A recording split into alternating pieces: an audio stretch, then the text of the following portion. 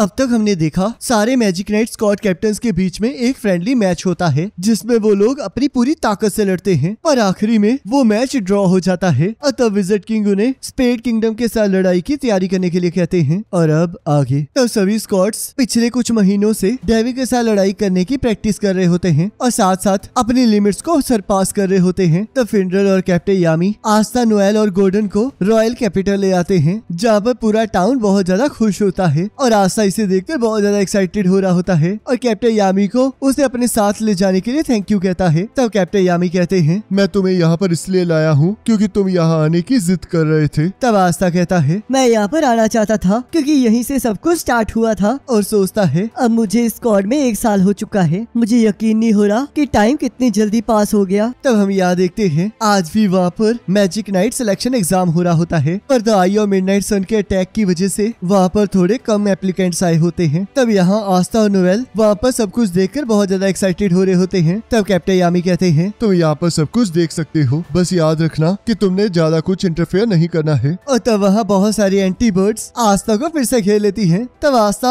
उनसे बचने के लिए इधर उधर भागने लगता है जिसे देखकर सभी लोग हंसने लगती हैं। तब नोएल कहती है, आखिरकार ये बेवकूफ लड़का कर क्या रहा है। तभी कैप्टन उजैल वहाँ आ जाते हैं और कहते हैं, तो तुम भी यहाँ पर आई हो। ये आस्था का आइडिया था क्योंकि वो चाहता था कि हम लड़ाई से पहले एक बार उस दिन को याद कर ले जिस दिन हम पहली बार मैजिक नाइट बने थे। तो उस दिन को 1 साल हो चुका है। तब नोएल को वो दिन याद आता है जब कैप्टन उजैल ने उसे पार्टिसिपेट करने से मना किया था क्योंकि उन्होंने उसके लिए ब्लैक बुल्स को पहले ही चुन लिया था। तब नोएल सोचती है, मेरे भाई ने उस दिन ऐसा इसलिए किया क्योंकि वो नहीं चाहता था कि मैं किसी भी लड़ाई में पार्टिसिपेट करूं। तब वो कहती है, पहले तो मुझे समझ नहीं आया कि क्यों आपने मुझे ब्लैक बुल्स में डाला और मुझे बाद में एहसास हुआ कि वो जगह मेरे लिए बिल्कुल सही थी। मैंने वहाँ पर बहुत सारे दोस्त बनाए और दुनिया के बारे में बहुत कुछ जाना। तो सच में बहुत बड़ी हो चुकी हो। और वहाँ से जाते हुए सोचते हैं, तुम्हारे अंदर ग्रो करने का पोटेंशियल है और मुझे पूरा यकीन है कि तुम एक बहुत ताकतवर मैजिक नाइट बनोगी जैसे कि हमारी माँ थी। तब वहाँ पर सारे मैजिक नाइट स्क्वाड कैप्टन आ जाते हैं और उन्हें देखकर सभी लोग बहुत ज्यादा एक्साइटेड हो जाते हैं। तब कैप्टन विलियम कहते हैं, आज का मैजिक एग्जाम मैं कंडक्ट करूंगा और मैं आप लोगों का शुक्रिया अदा करना चाहता हूँ कि द आई और मिडनाइट सन के अटैक के बाद भी आप यहाँ पर पार्टिसिपेट करने आए हैं। तो इसलिए मैं आपको एक चीज कहना चाहता हूँ, चाहे आज आप यहाँ पर फेल ही क्यों ना हो जाएं, पर आप इसे कभी भी दोबारा से ट्राई कर सकते हैं और देखना आप कभी न कभी सक्सेसफुल जरूर होंगे। और तब कैप्टन विलियम अपने मैजिक से सभी को उड़ने वाले झाड़ू दे देते हैं और मैजिक नाइट एंट्रेंस एग्जाम को शुरू करने के लिए कहते हैं। तब यहाँ आस्था कहता है, इसे देखकर तो मुझे मेरा एंट्रेंस एग्जाम का दिन याद आ गया। तब नोएल कहती है, तुम तो उस दिन ग्रूम को उड़ा भी नहीं पा रहे थे और जिस तरह तुम्हारे पास मैजिक नहीं था मुझे पूरे यकीन था कि तुम फेल होने वाले हो। और तब मैं चौंक गई जब कैप्टन यामी तुम्हें अपनी स्क्वाड में लेने के लिए मान गए और उसके बाद तुमने प्रूव कर दिया कि तुम इस स्क्वाड में आने के लायक हो। चाहे तुम जितनी मर्जी बार नीचे गिरे हो पर तुम हमेशा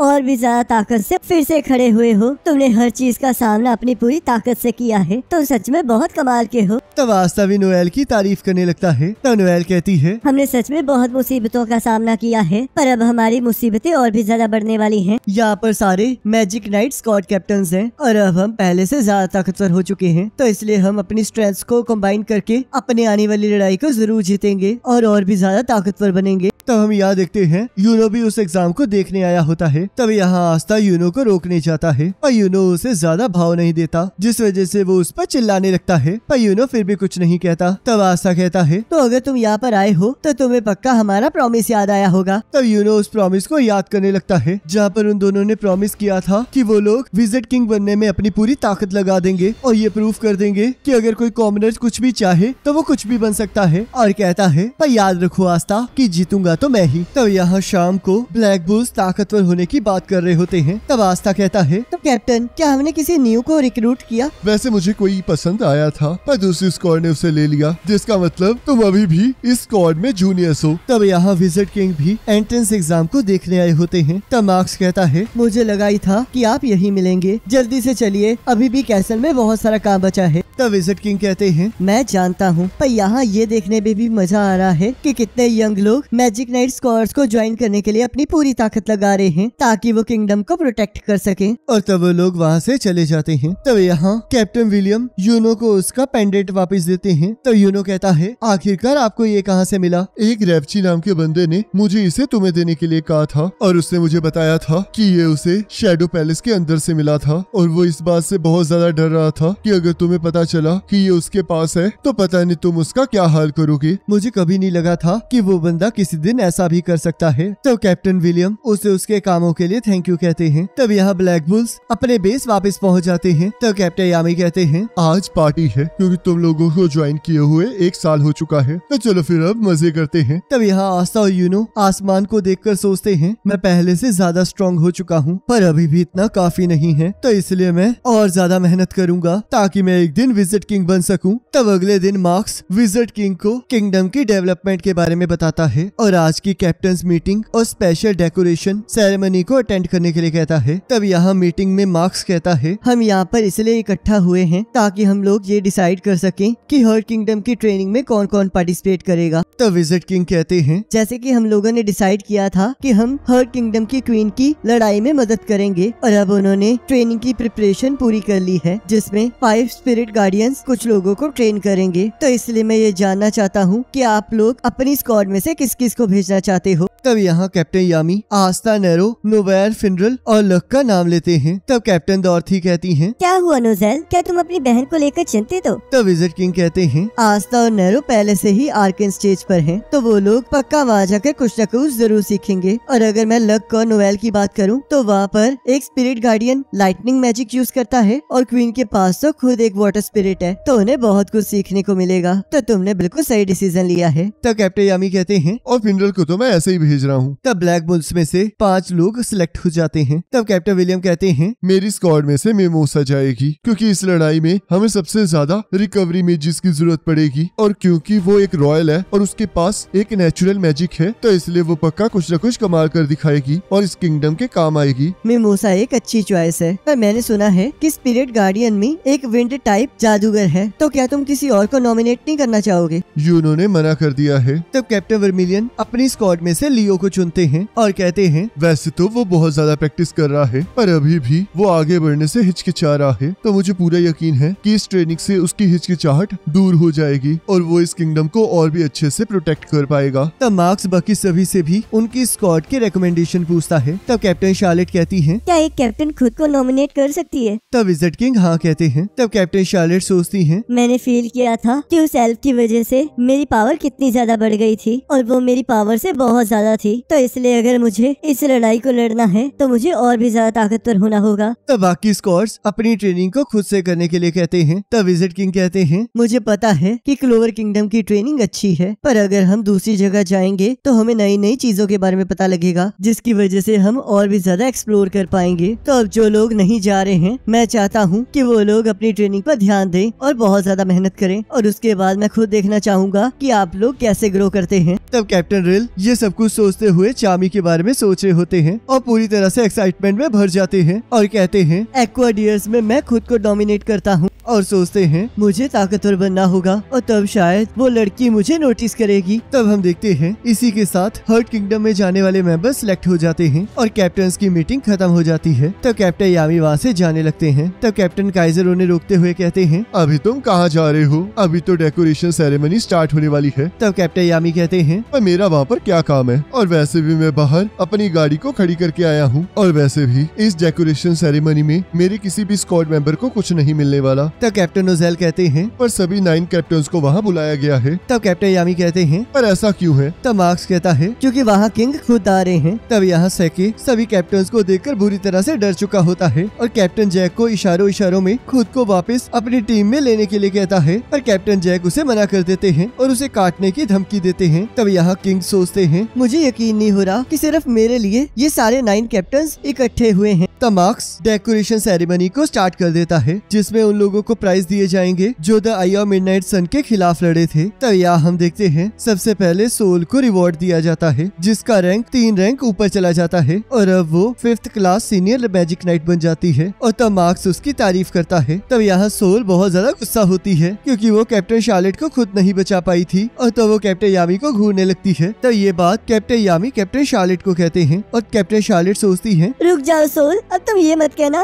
कि तुम भी यामी को लाइक करती हो। तब उससे अगला प्राइज मिमोसा को मिलता है, जिसमें उसे अपने रिकवरी मैजिक को सही से यूज करने की वजह से second class intermediate magic night बना दिया जाता है। तब मिमोसा डिसाइड करती है कि वो स्पेड किंगडम की लड़ाई में और ज्यादा मेहनत करेगी। तब अगला प्राइज लियो को मिलता है और उसे अपनी स्क्वाड को बचाने के लिए और एक लीडर की तरह एक्ट करने के लिए 4th class senior magic night में प्रमोट कर दिया जाता है। तब लियो उस चीज के लिए मना कर देता है और कहता है, अगर उस रात मेरा भाई ना आया होता तो हमारी पूरी स्क्वाड खत्म हो जाती। उस दिन मैंने अपनी पूरी पावर का इस्तेमाल किया, पर मैं फिर भी कुछ नहीं कर पाया और मेरे स्क्वाड मेंबर्स ने ही मुझे बचाया है। मैं एक कमजोर आदमी हूँ, तो इसलिए मैं इस अवार्ड का हकदार नहीं हूँ। तब कैप्टन वर्मिलियन कहते हैं, तुम्हें बेवकूफ हो, तुम तो ये भी नहीं समझ पा रहे कि आखिरकार क्यों उन्होंने अपनी जान जोखिम में डालकर तुम्हें बचाया। उन्होंने वो सब कुछ तुम्हारी ब्रेवरी देखकर नहीं किया, बल्कि तुम्हारी जिंदगी में उन्हें उम्मीद नजर आई। उन्हें दिखा कि क्रिम्सन लायंस का फ्यूचर तुम्हारे हाथों में सुरक्षित है, तो इसलिए इस अवार्ड को एक्सेप्ट करो। और तब लियो कहता है, मैं इस अवार्ड को एक्सेप्ट करता हूँ और मैं कसम खाता हूँ कि मैं अपनी स्क्वाड की उम्मीदों पर खड़ा उतरूंगा और इस किंगडम को हर हालत में बचाऊंगा। तब हम यहाँ देखते हैं यूनो को 77 स्टार्स मिले होते हैं और वो एक्वाडियर के टोटल स्टार से भी ज्यादा होते हैं, जिस वजह से उसे 1st class senior magic night बना दिया जाता है, जिसे सुनकर किंग बहुत ज्यादा हैरान हो जाते हैं। तब मिमोसा सोचती है, अब यूनो वाइस कैप्टन लॉन्ग्रिस की लेवल तक पहुंच गया है, तो इसका मतलब ये अब स्क्वाड कैप्टन से बस एक कदम ही दूर है। तब वहाँ किंग को गुस्सा आ जाता है और वो कहते हैं, तुम एक आदमी को तो भूल ही गए जिससे इस किंगडम के मोस्ट इम्पोर्टेंट पर्सन को बचाया है, और वो पर्सन है सैके। तुम लोगों ने तो मुझे छोड़ ही दिया था और मुझ पर लोगों ने हमला कर दिया था, पर सैके ने अपनी पूरी पावर लगा के मुझे बचा लिया, तो इसलिए मैं सैके को 1st class senior magic night बनाता हूँ। तब सैके सोचता है, आखिरकार ये क्या बोल रहे हैं, और अभी यहाँ के सभी लोगों को देखकर लग रहा है कि ये लोग मुझे मार डालेंगे।